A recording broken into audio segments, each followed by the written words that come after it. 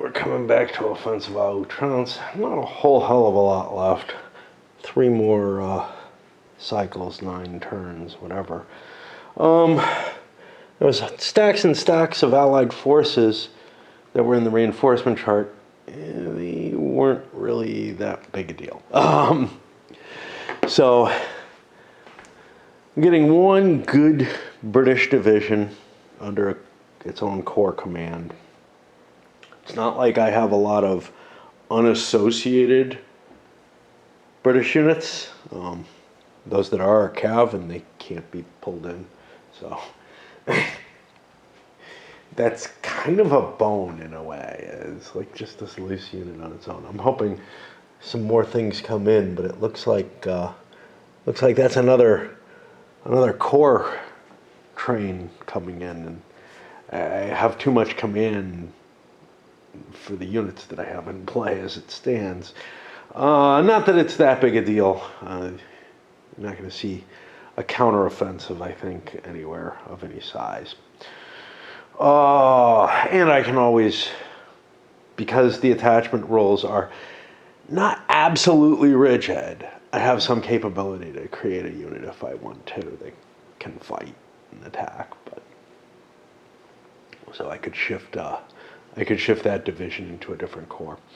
The other things that come in, more of those artillery pieces that do just about nothing. A little bit more exciting though, now I'm getting these RITs. I don't know what the hell they are. I couldn't find a rule on them, but you get 3 of these, and they're just little regimental reinforcing units, basically, that assets that I can bring into fighting.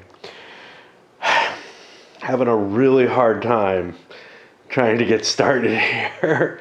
It's very late at night, but I had a lot of sleep today. I tend to in Saturdays, but just reacclimating is going to be a bitch and a half. I half don't want to do it at all. However, I should have cleaned up before I started something new if that was the case. But yeah, this is going to be a struggle, I think. Very, very slowly. It took me most of Sunday to get up here and move the second part of the Entente movement for this turn. Clearly, it just takes a while for the gears to start clicking. It's so hard to get back into something, especially with a game that, I wasn't enjoying all that much. Largely because of mistakes that I had made that prevented the advances that are historical.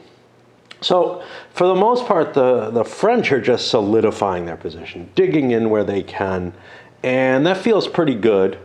The English, with another division coming up, are going to be able to take some more territory eventually. But there's still this horrible weak spot of the Belgian army. The Belgian army is not able to hold this line. And unfortunately, it's kind of the anchor for the British line and for the French line.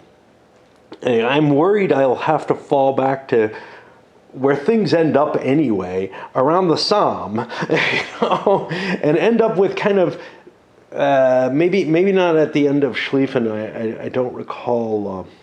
I don't recall how long it took for the Germans to fall back from their initial positions, and also I don't know when this game ends, to tell you the truth.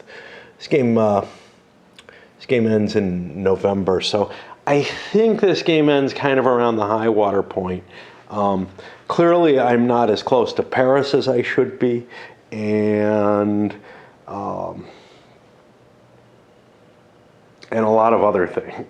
But, the Entente has done a good job of preventing a rather lackadaisical attempt by the Germans to advance in the north from gaining much ground. And that's okay. But what it means is there's not much more coming. And I've known that for quite a few turns. And that kind of spoils the desire to keep playing. but I'm still kind of curious about things. So it's this hard position to get in. Anyway, it was tough to handle all the movement. Probably what I should have been doing, instead of trying to reinforce and hold this line that I know the Belgians can't solidify on, to fall back to that Somme line or whatever. But there's a ridge here, and that's helpful. And I've got the same situation elsewhere with the French, where not so much that it's a weak line, but places like this where I'm holding advanced positions because there's some good terrain there, and I can make the Germans pay if they want to take it. And that's kind of a, well, you know, I'm lengthening my line and weakening my defenses overall, but those little forward positions are kind of holding the entirety of the advance from pressing as hard as it might. And I don't want to give those up. And that's sort of the same feeling I have with this ridge line here. If we take a look, I mean, it's not an escarpment or anything, but if we take a look, an elevation change, if I'm facing that across the board, is a shift in my favor. And in addition to the fact that I'm digging in along there, the Brits, the fact that the Germans have left them alone makes them, you know, well defended here. But it doesn't make much difference if I keep plowing the Belgians further and further back. But I might be able to hold a little bit of a line down here and just hold things off. Well, I got that recording failure error, and I went and checked. And apparently most of what I said is on, so no big deal. We'll just wrap there because I kind of lost my train of thought. I gotta tell you, whatever, I don't know if it's the memory card on this chip is on this camera is getting so corrupted. I probably ought to get another one, or if it's other factors. Really been causing me problems though, across the board with everything. And it may be that there's other factors that are causing the memory card to get corrupted. Factors that have to do with like the USB connection and stuff. And I just don't know. A lot of things to make one just want to give up everything. All right, anyway. Allied player turn. The French managed something semi-impressive. They busted through this, and I have to put a counter here to remind me that it's destroyed. And for the most part, I haven't had to do this with the pre-built improved positions, but this is one I'm likely to withdraw from. We'll see what happens. It's possible that, you know, I gain some ground on the Germans and, you know, disturb the setup down there enough that I'm actually able to keep in position there. But I really would have to move my whole line up to the river line if that's the case. And that would require some 2-hex units and whatnot to hold. So I don't know if I want to be in that position. Of course, if I fall back from that position, the Germans can just refresh their line in terms of location and then dig in there. And they don't really lose much. So I don't know how big a deal that was. Elsewhere, attacks didn't do any good for me. Well, the French didn't make any others. The Germans made a couple up here. I've kind of lost my will to keep pressing, especially on counterattack phase, facing entrenchments all over the place. So you see a lot of the Germans are digging in. That'll allow me to recuperate my units in the offensive line, and then if I get a breakthrough, then I inch forward or whatever. But yeah, the game is no longer wide open anywhere except maybe right here. I had one attack against an LOC unit that was really, really weak. I got a huge result on it, one that caused, and you could even get strength losses here off of this, but one that caused essentially a couple of CEL reductions against an asset, but it could retreat. Well, not only was it not surrounded isn't enough, you have to have it isolated to do any damage. So, you know, I was just clearing the space. is all it did. And that unit is basically unharmed. Now, it's not something that can hold the line against real units, so it's not that big a deal. But I find that a little unsatisfying. And because it's Belgian, it didn't even cost me any replacement points using the optional rules, etc. None of that really matters. Like if I destroyed it, it would be a unit missing that barely matters, and a victory point for the Germans. And I think I destroyed one under those circumstances before, so I don't know. I also don't know what happens to garrison units if they get chased away from the range that they can garrison. I can look that up and see if there's anything to it.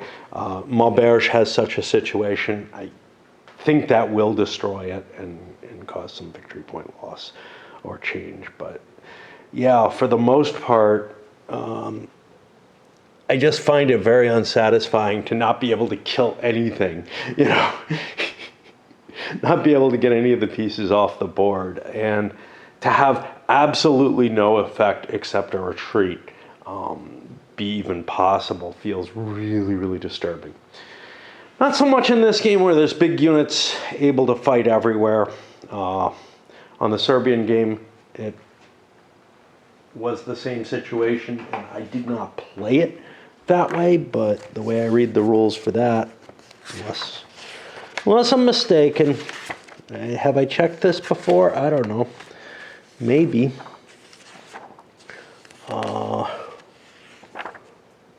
I can't even find it. I can't even find the casualty. Strength reductions here. So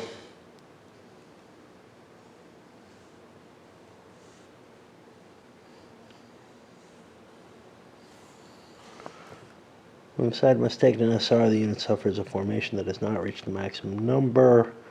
A full strength asset that has a backside, any asset not assigned.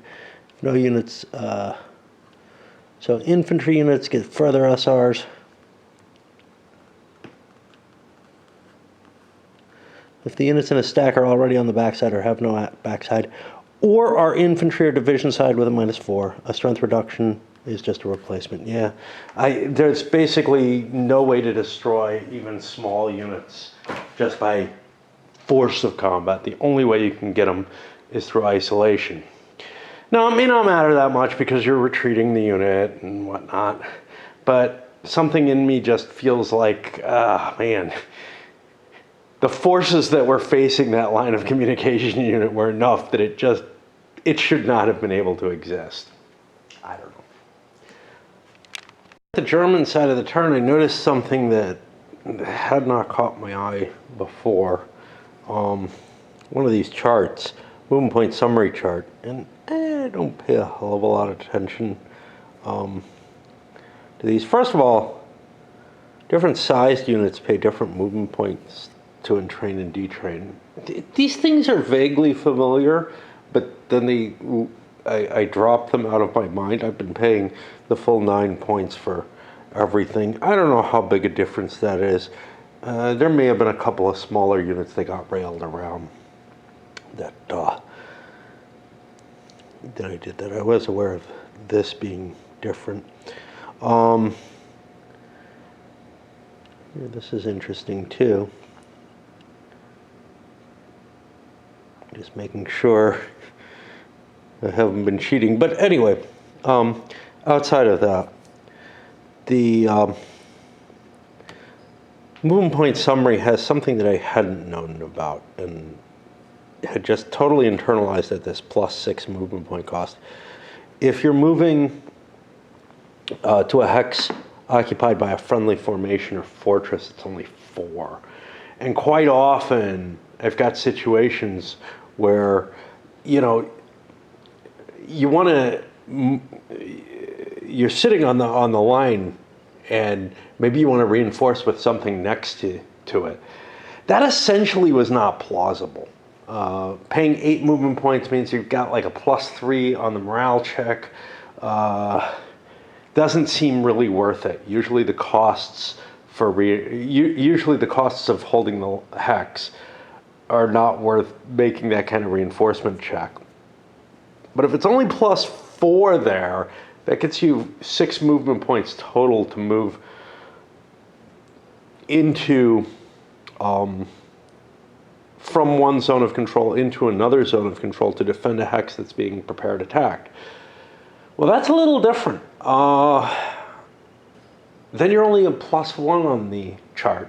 Most of these units, if they're fresh, have an 11 base CEL level. That means they're very unlikely to take a hit, and you're very likely to be able to prevent an attack anywhere when you have a solid line.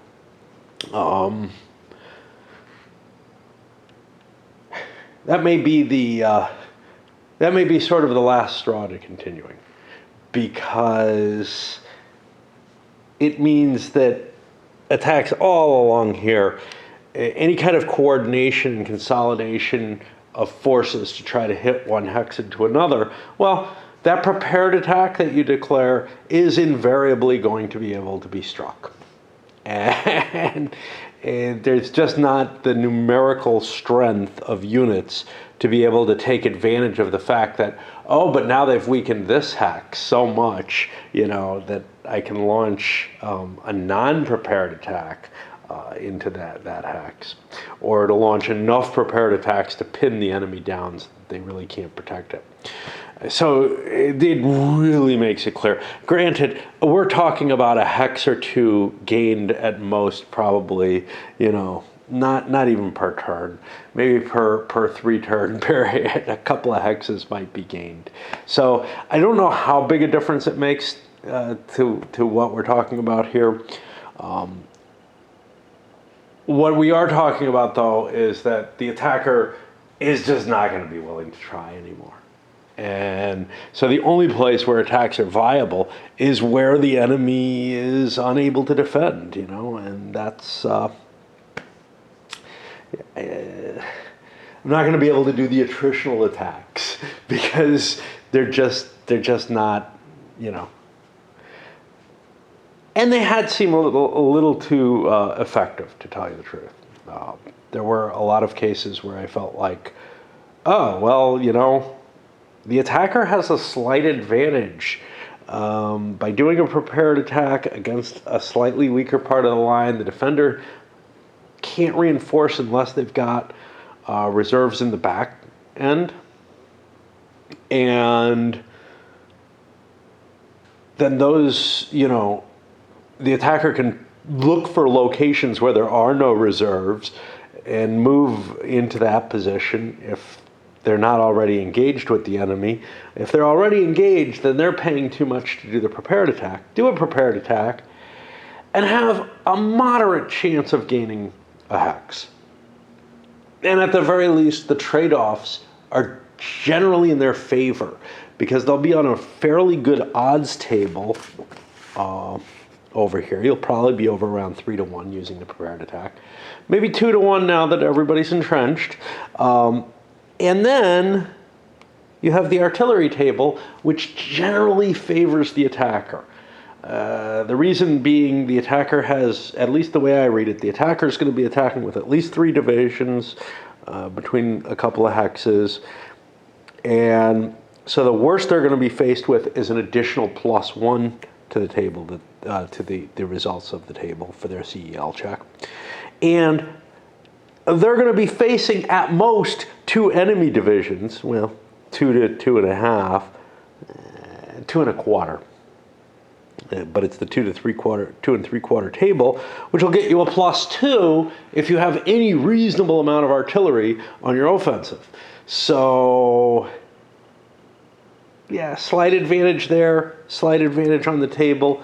Chances are you're going to be getting a slightly better attritional results by attacking than you do by defending, which felt a little weird, but my feeling was always, well, it's because I don't keep a reserve. Well, I've got quite a bit of reserve, but you can't cover everything on the front with a reserve that can reach.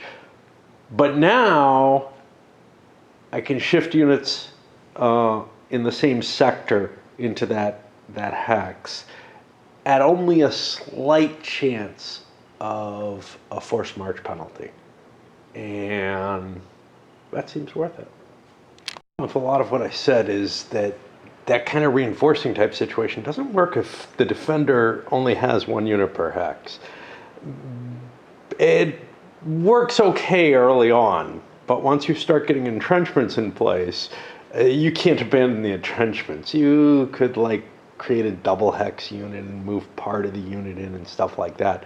All kind of little balancing tricks like that that I don't know if I'm capable of that level of fiddling around to try to get that, especially when you're not really sure how much good it's going to do. You might lose out a little bit on the attritional war. You might lose a few hexes. Anyway, the Germans are going to keep trying to do something of value. Attack here, for example. Over here, I'm trying to regain some of the ground there. This is kind of chaotic. This might kind of break apart in ugly ways for the Germans. Mainly through here, I'm entrenching and recovering units, and it's kind of a combination. It's almost as expensive, or maybe it is as expensive, let me think, to do the little dance. The little dance being to pull away. So that's 1, 2, 3, 4, 5 movement points, right, to get you 3 hexes away. And then you have to recover, and then you have to move back. If you're just entrenching, then you can recover in place. And so that's what we're seeing here is people who have entrenched and are recovering a little bit of their CEL value. We've got the attacks in the north, of course, but we're also making some attacks here, and we're beginning to set things up so that I can try to punch my way through and expand things and maybe open up this bulge a little bit. There's a victory point space here. There's a nice ridge line that I'd like to subvert. I've broken past it already. If I can cut that way, I can do good. Verdun means I probably can't punch through this way. These attacks, not as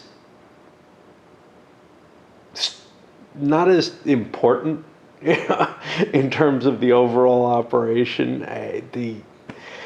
They're trying to weaken this position, force the Verdun line a little back here. There's a nice ridge line here that the French could fall back to. They're up on higher ground here, but the ridge goes this way. There's nothing in our favor there particularly. So there's nothing really keeping the French in this position. So losing a few hexes here would mean something. I've got my artillery starting to head its way down for Verdun. There's nothing fortress-wise in this direction except Paris, and we're not going to get anywhere near Paris. Are we going to be able to do much to Verdun? No, but it's where the guns look like they're most useful. These guns aren't going to be involved in the attack. Well, I can throw them in as artillery. Not unless I flip them back over, which I don't want to do because they're necessary for the prepared, whatever, prep bombing, whatever. That's going to put me on the French counter moves, and I'm taking things kind of slowly, and I may not be getting through more than like this turn even. I know I've said that before, and then something happens and it convinces me, oh, there's still some chance here of something of interest developing, but I'm growing less and less convinced that there's much I can do.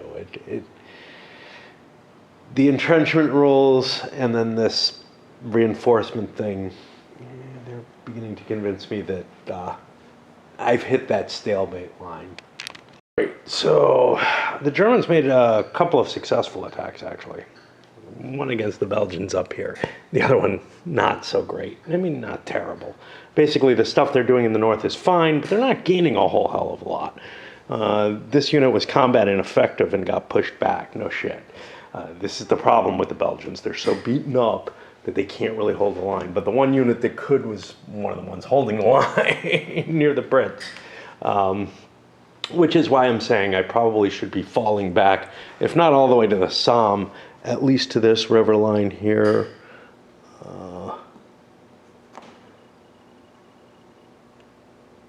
Conch, not familiar with it. Anyway, but more surprising is we got an unlikely victory somewhere back here where we crossed this river here, and it took some entrenchments, and that means that now the French position is weakened over there. More importantly, we've pushed them back into some low ground. This may eventually mean degrading that whole position, which is what I was looking towards, force the French to fall back to the next ridge line and then figure out what that means. But I just don't have, the kind of force to really punch through. Over here, I've just been jockeying for position, so nothing happened there. And that'll put us to the next turn. I would expect that there's going to be kind of a break between things. I'm getting myself involved in some stuff that, I don't know if I'm going to be playing. I might end up taking a few more days off, which kind of sucks because I just sort of started getting into the flavor of this. But, yeah. It seems we can continue plodding on at least at the same rate. Now, the French get their reinforcements, and they're basically replacements. But they're useful ones, maybe. So one of them is a Paris garrison gets converted to a regular unit. That's just fantastic. Because the Paris garrison is not in any threat whatsoever. So dispatching those is just a great thing. The other is the Belfort unit. Gets broken into 2 units. Now, what is the Belfort unit? That's a good question. All I had on the board and studying whatever is Belfort 57 that was left. There used to be a Belfort A, and then there's a Belfort M, and then there's the fortresses. I don't think these are replacing the fortresses. It seems to me that what's happening is this garrison is being split into 2 garrisons and spread apart. But what's kind of painful about, and I mean, I have no reason to believe that. Maybe there's errata that says something about it. I'm not going to chase it down. It's too damn hard. But I thought I put corrections in for most stuff. Maybe I didn't get to the replacements in sequence. But what's problematic here is this had a 6 range, and the 2 replacements have a 4 range, which means my push forward is going to be hindered pretty greatly. 1, 2, 3, 4. And that's going to stick me down at the Mulhausen. So I may have to fall back this turn. And now we'll begin, I guess, the Entente movement phase. I'm able to find a lot of energy today. What I have is push through, get the French move. Had to reallocate this line because we got these stupid garrisons here. This isn't a matter of keeping the line, every hex covered or anything. This is just a matter of setting myself up in a position where I can fall back into that eventually. I'm still positioned so that I can keep putting pressure on. I'm not making any attacks this turn with the French though. In training another corps, and I bet you that's going to head way to the end of the line, because what I'm finding is that I've got enough French troops to kind of defend everywhere pretty well. I feel pretty comfortable with everything. The big problem with my formation, with the front as a whole, is the Belgians. The Belgians are the weak spot, so I've pushed the British a little further north. They're making it up to here now. The French Fifth Army's moved a little further north. And there's still a gap. There's going to always have to be some Belgians on the line, but as far as I can tell, because there's a Belgian army, and if it's on the board, like, it has to occupy part of the front. But that could be just like one hex, and I cycle units in and out of it and hope for the best. And if I have a couple, if I have a couple units of hex for the Belgians, that might dissuade the Germans from attacking that, as opposed to weaker strength point hexes. But I'm not sure which one's easier to actually attack. Currently, though, they are a serious weak spot. The question, of course, is how far the 7th Army wants to push this way. What that means in terms of deforming, because the Germans just don't have a lot of troops. Now, there are a lot of German counters here. I will be curious to see what that is. If that's reinforcements, that could change some of the nature of the game, because currently the Germans have less units on the line from about here to here than the French do. The French, yeah, you kind of would almost say, well, geez, they could actually counterattack or something. Yeah, maybe.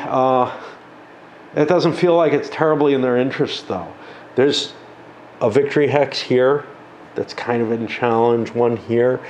But otherwise, the important thing is not to let the line to break. I'm essentially on the defensive with the French. Why risk things with coming out against, presumably strong German forces? It is tempting, though, when you start looking at stuff like this, where there's a gap being held by some cav. Man. All right.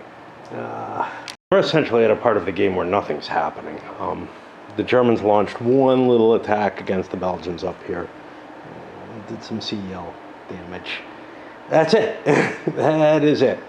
The rest of the line is completely static, with the Germans trying to recover, doing this combination, entrenching and recovering, because things are at risk if we don't do that, right? Our attacks are getting slowed down by the French entrenchments. We're not making a lot of ground. We might get lucky and get an advance. The French aren't going to get lucky on a defense, right? The worst that can happen is they batter the Germans, and if the Germans are weakened enough, well, if the Germans are in the front line and are battered, they're going to need to fall back, give up a couple hexes. Those hexes won't get gained by the French, probably. But there's a possibility of, if it's some weak place like in here, there's a possibility of a massive counterattack going on in that area. Although the French line is 1 unit per hex, the German line is 2 units per hex. The forces are not that disparate. It looks like it is because of the concentration of the German forces. Yeah, that's about it. We'll go to the German turn. I want to peek. I don't want to paw through those things and see which ones are facing which way, because that's how I distinguish what's a replacement and what's not. We're looking at turn 23. Yeah, these are real units coming in. That's there's one substitution, but yeah, that is actually 1, 2, 3, 4, 5 new corps coming in.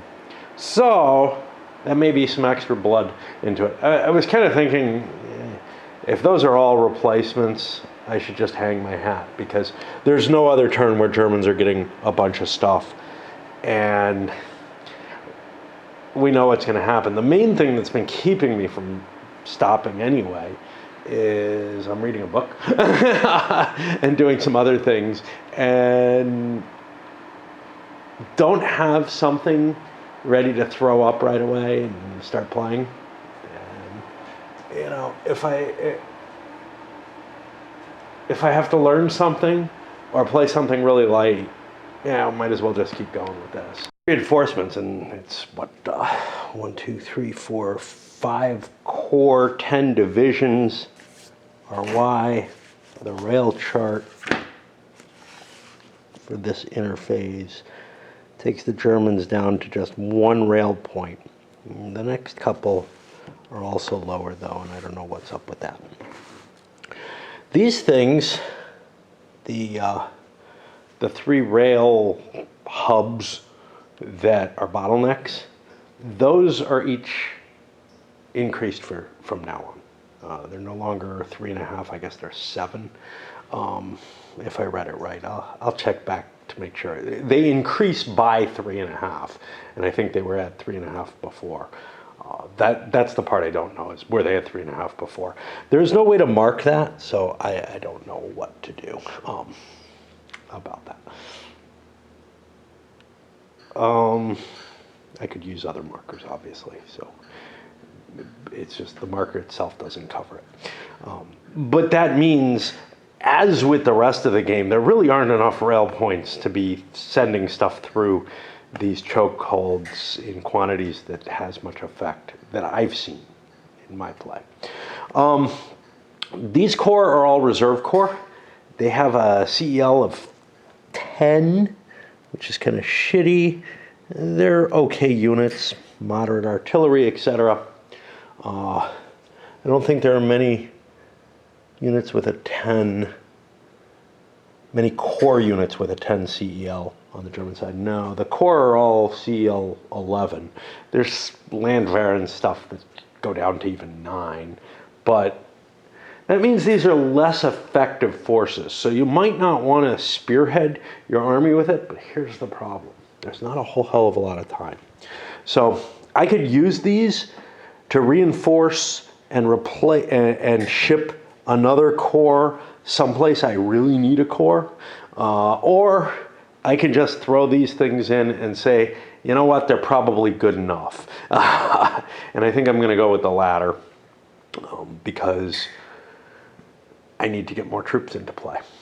Particularly because of the new troops. They haven't made it, you know, they're getting off their trains wherever their destination is. And basically, the further they had to travel, it's just, they'll have to spend more movement points getting off. I don't know if I've been doing this across the board. Detraining, you have to have your destination hex be at least 6 hexes from the enemy. I think I've pushed some of those closer. Again, I wasn't really paying attention. This part of the charts is really drawing my attention to certain rules that I had just not been paying attention to. I'm used to the combat section of the chart. I'm used to the terrain effects chart. This part has much of the stuff that some of it is not trivial for me to remember. I didn't know cav divisions were only a half point. Another thing. I knew the core had to be just a full point because nothing goes over a full point. I didn't realize cav divisions were considered smaller. But not because of those units. The Germans are returning to their attacking ways. Not so much up here. I've kind of divested. I have only 2 core up in 7th Army, but because I decided to leave the Brits alone and the Belgians are taking less and less space. But 1st Army, you can see a number of attacks. There's still places where we're recovering. I don't think there's anywhere we're still digging in. I think we got all those out of the way, but unless there's something down here. These guys ought to be digging in.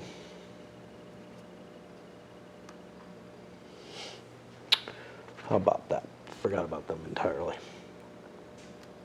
Okay, but the main thing is now we've taken those kind of bookkeeping tasks of entrenching, recovering some of the units, and we can start launching more attacks, trying to broaden this, doing the prep attack here, a bunch of attacks here from 4th and 5th Army to try to, you know, surround Verdun maybe? I don't know.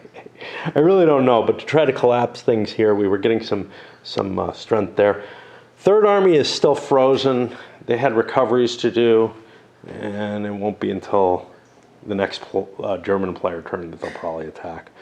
2nd Army, much less attacking, more recovering, but when we hit 1st Army, you can see it's being active, even making a 1 stack on 1 stack attack, because there's some territorial unit that I think I can scare. And, you know, if I can force deformations in the French line, then they have to make tough choices. Do they let me, you know, maybe make a flank attack with 2 shifts in my favor? And the answer to that is no. Or do they have to fall back? And we're right about at that choice at this point. So that's kind of cool. As a semi-effective turn, second to last prep fire, and the only one that I'm liable to be able to use. That, you know, unless I somehow get to Paris. I got 1 left for Paris. If got me the last hex in the Nancy salient, and we also gained some strikes over here against the French. Breaking, was it here? Yeah, it had to be here and somewhere else here. So we've broken the fortification lines in those spaces. Trying to just push through doesn't really work. You gotta then start trying to degrade and open up a wider front where you get a breach like that, and it may or may not happen. The real question becomes, hey, can the French defend, you know, these little spurs sticking out, or do they have to fall back to a more contiguous line? Yeah. But pulling back a wider defensive line is a more painful thing, especially if it's giving up some of these victory point hexes. The Belgians didn't gain any ground other than what, you know, they've been ceding us, but in our one attack, we managed to, the unit is beaten up enough that we managed to get it to combat ineffectual now. So they're just going to have to keep falling back, it looks like. On the other hand, the French have been extending and weakening their line so that they can cover more and more space, so that the BEF can cover more and more space. So we may be able to inch this forward another space or so each turn, but there's this little sliver here that the Belgians have to hold, and they just can't do it. They're too beat up.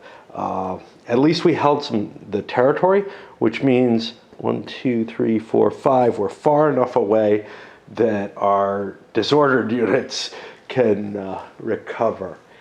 And over one of these attacks, I think the Nancy one, had a fortress and a small one, which we checked and we did not destroy.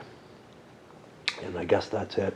That puts us on the last turn of this interphase, which will mean got to make sure that our lines connect, which probably means the French give up, you know, their advance here. And the German line looks like maybe I can kind of squeeze it together okay. I mean, maybe I can squeeze the French line together too, because I've got to here, so it would just mean not making an attack, not actually giving up my entrenchments that are a good staging point.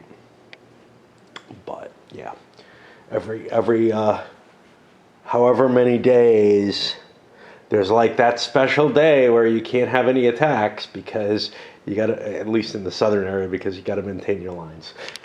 While constructing our solid line going back to Verdun here,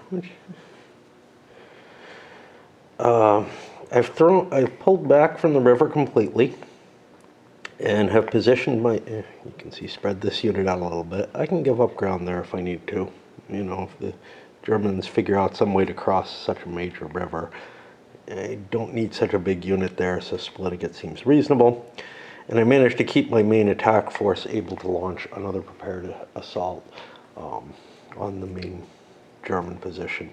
Now, that probably isn't going to be that great an attack, but elsewhere, continuing the shift north with the French, in a few places we've kind of cleaned up our positioning a little bit.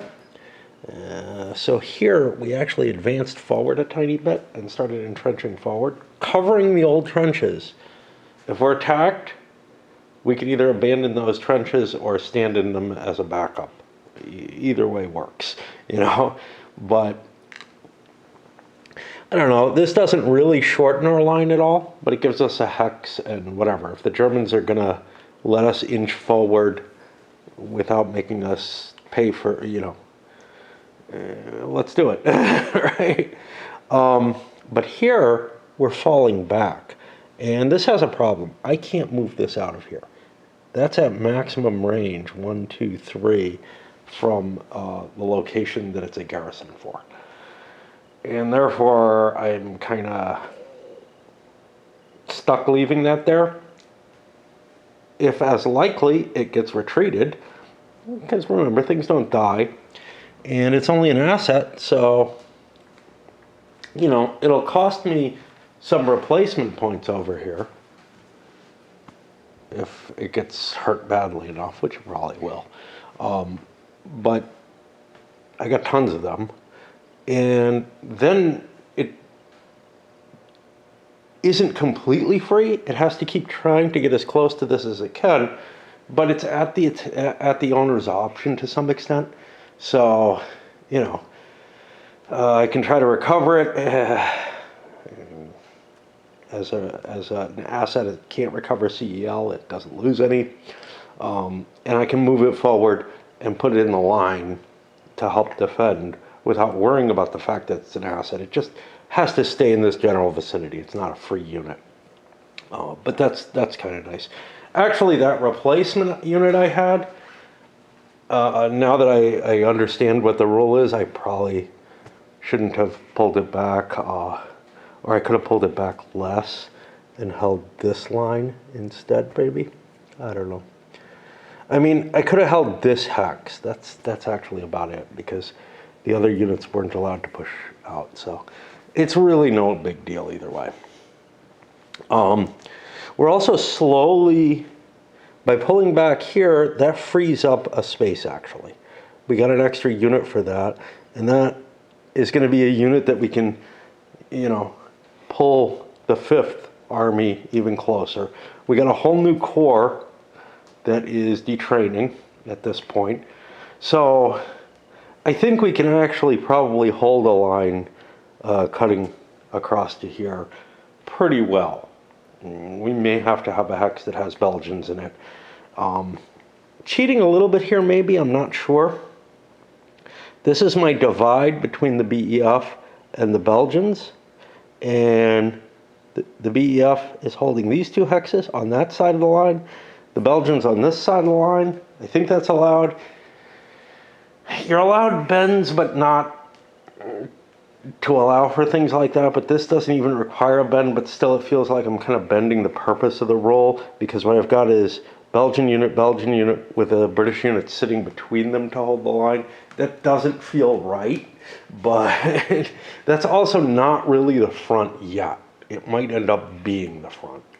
Anyway, a little bit of rationalization to make my line a little bit more protected, I guess. Oh, and here we fell out of this hex that allows us to hold this whole line running up after having lost the entirety of the Nancy fortifications. And I could have markers all over this to indicate it's destroyed. That might make sense because it's so close, but on the other hand, it'll just clutter the map up. The ones back here, they're so far behind the line, unless the fight comes to them, screw it. We had the one hex that we took and gave back. That was here. The French took a hex and then gave it back to the Germans, and now they're digging back in. They can't reproduce the old entrenchments, though. In the middle of the German counter movement, and they're going to attempt a repulse. This is something I haven't done yet in this game. I did it in the Serbian game, I think, or once or twice. It's basically when you've got garbage in your way that shouldn't be able to stop you, you can attack it. So here I've got 14 to 2 plus 2 is 4. That's 3 to 1. That lets me perform the repulse. It cost me 1 movement point. It's not a real battle. The only effect possible, I believe, is... Well, I could take a CEL check if I fail the repulse. The repulse succeeds if I get, what, a black circle result?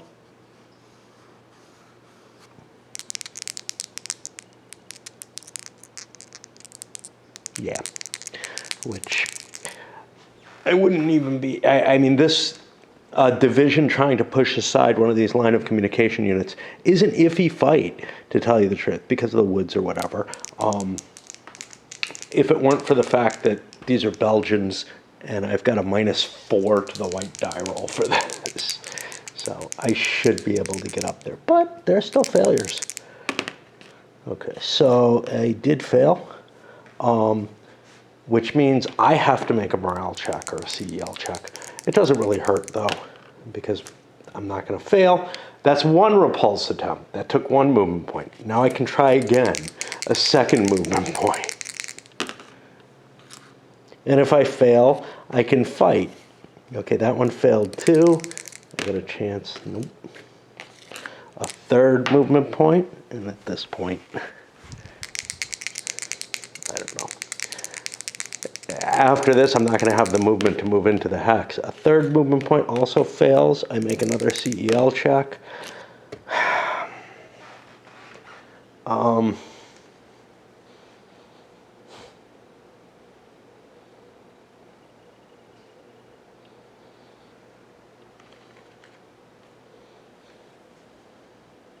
See, if I had been able to dislodge both of them, I could have interfered more severely. I think instead what I'm going to do, I guess, is launch an attack there. This, let's see what's there. That's entrenched, so I'll just launch another attack there. And it'll get me what I was trying to get, but I don't have the follow-up attack that I was hoping for there. One French attack down here and a sporadic sprinkling of German attacks across the line did very, very little. Just the way life is, I guess. Pull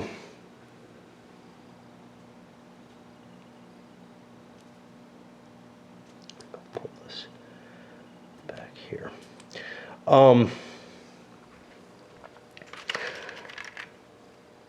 And what that, I guess what that affected is there was one place, I'm trying to look where, over here, where we're starting to weaken the French through an attritional type situation. Just the battles that have been happening are wearing out that second corps. And unfortunately, as I've been shifting forces up this way, and, you know, reinforcing here and whatnot, there hasn't really been enough reinforcement into that area to protect it effectively.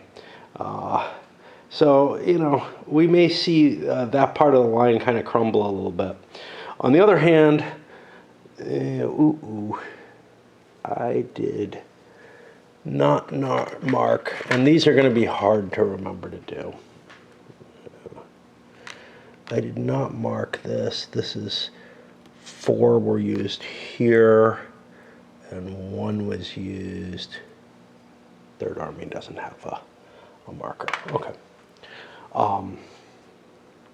Yeah, it's hard to remember that you have to track the ammo supply on a few of the armies out there, and it's an ever-growing amount. You know, it was one thing when it was just down here, but it's spreading, and yeah.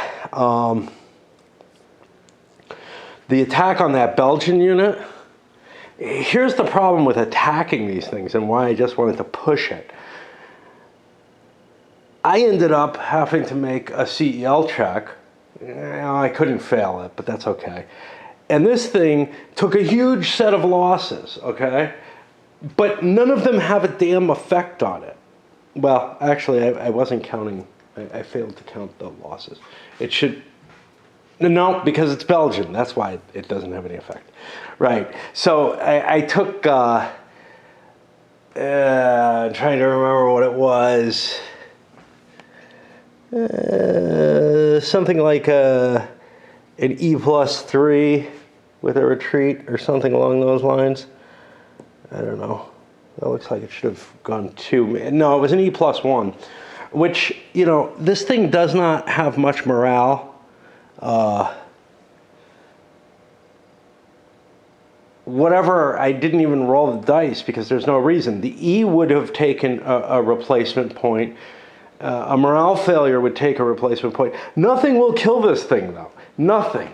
You know, yes, there's not a lot of troops, and I guess you can keep replacing the detachment, and you can just say that was wiped out, but hey, we got more, or something, because there's just not enough troops there to worry about what the losses are. And it kind of makes sense that it wouldn't eat very many replacements. I guess. I don't know. I just, anyway, the fact that it's Belgian, it can't be hurt, right? Because the Belgians have no replacement points to count. And there's just something really, really disturbing to me about this sort of, hey, it doesn't matter, you know, to them. And honestly, across the board, you know, I mean, the strength losses and whatever, when you're talking about real units, yeah, you probably want to replace their strength losses. When you're talking about some little fucking asset like that, it's doing as good a job of a fighting withdrawal as a full unit would, damn near. Yes, it's guaranteed to retreat. And this is why the repulse rules are in place.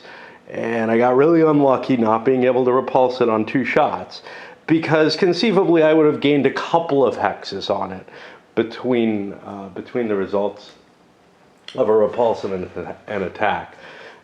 Still, you know, there's something in me that says, hey, I should be gaining something by attacking this, right? More than just this hex that I probably could have gotten against a full Belgian division just about as easily. Yeah. German positioning is continuing with kind of, I don't know, what feels like, when I look at it now, it looks like a reasonable number of attacks. Maybe because of the way I broke them up in my head, it's not that much, but they're more spread out. So we're looking here and we're seeing the shift over against the Belgians less and less seems to be facing this. I've got an extra corps, a couple corps here. I don't know why these are all so far behind. These are reserve corps. Yeah, so I must have shifted the 7th corps over to help the 1st over here. So we're kind of moving the attack platform. Again, avoiding the Brits for whatever reason. They're good troops. They're good troops. Defensively, about as good as anything the French have, and they have slightly more artillery power. So, I don't know, you know. And again, making gains in the north isn't necessarily that especially valuable. The further south you go, the better the gains are in terms of the hex column stuff. But this is just where things are happening. Remember, this is the remains of those territorial units. I don't remember what it is, GDR or something like that, which sounds like a wargaming company, so I don't know. But these are the forces that remain of that territorial command are about as structurally weak as the Belgians.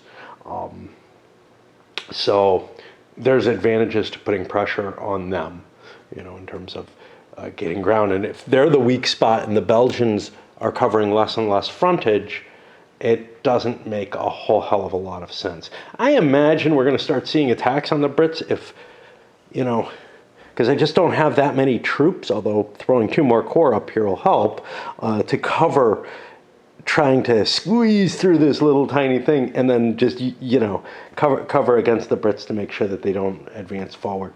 I also had to dedicate 1 unit to go over and try to clean this shit up. This fort here in Calais, I think a corps can probably handle that on its way. because that unit can't move. It's a fort, unless it gets scared. And I don't know what the hell will happen to it. If it gets scared, it'll be behind enemy lines or something, which...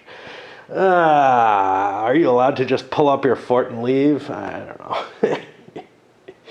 In a sense, it's kind of such a pain in the rear for the Germans that leaving it there might be more valuable, although it could end up being a victory point if it ends up so far in the back that it ends up being able to be isolated.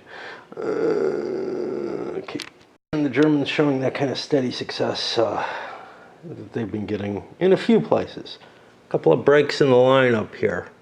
And that's trouble for the French, you know. I mean, I just can't seem to hold the line. I try to consolidate, I try to rationalize it, make it nice straight lines that are easier for me to hold.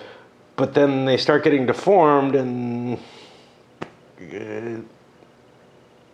I've given up space for rationalizing it, thinking that that'll help me, and now I got to give up more space because these breaches are occurring, or else waste more units dealing with little pockets of incursion. That throws us into the interphase. Probably going to be going on because I'm still reading. And I mean the books that I'm reading, and haven't gotten into digging into the rules that I want to go, I don't know, you know. I mean, it just doesn't seem like it's worth stopping at this point, right? We're getting so close to the end. If it's going to take me to here, I'm going to push through there anyway, so yeah. Those extra German reserve armies, some of them are beginning to come into play.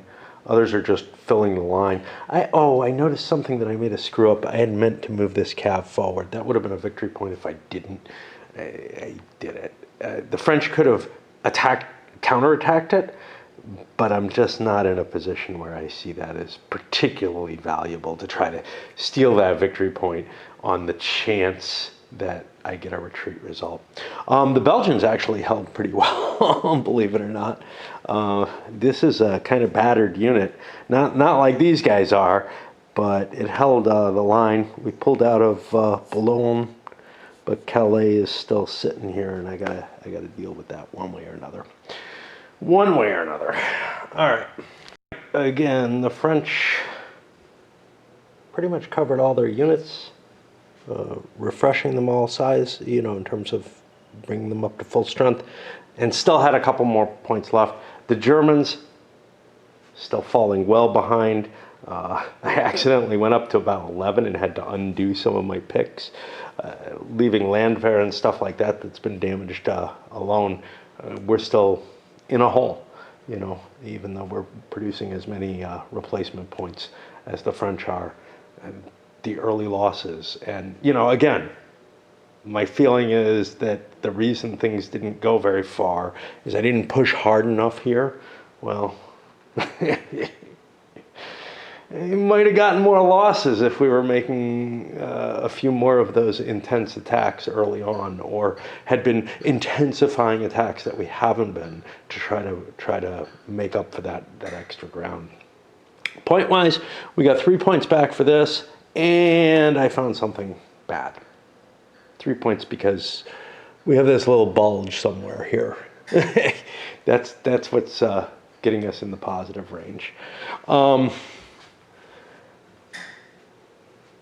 across this little thing here. Begin checking victory points. I go look that up. And I remembered that, yeah, someday I have to worry about this. But I didn't know it was this day.